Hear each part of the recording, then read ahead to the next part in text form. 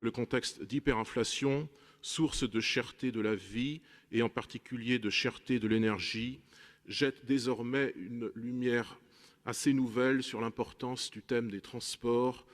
au sein de notre Assemblée et dans le débat politique en général. Oui, par définition, le réseau de transport ferroviaire, pris dans son entièreté, irrigue l'espace géographique et disons-le, l'espace public, donc l'espace politique de notre pays,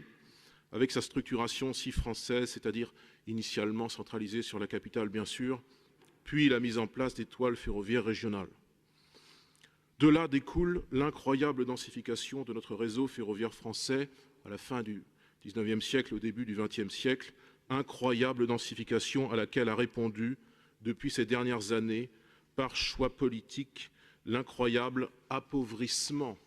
du réseau dans des zones rurales ou des villes petites et moyennes qui étaient autrefois richement dotées, où la gare, tout comme d'ailleurs la poste, la gendarmerie, le tribunal, l'école, l'hôpital et au-delà des services publics,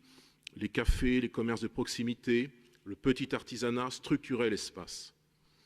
faisant vivre famille et emploi,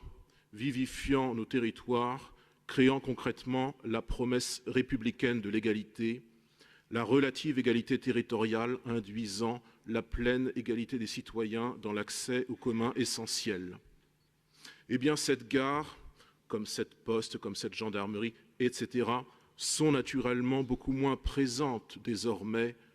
et partent de nos communes. De là, une évidente menace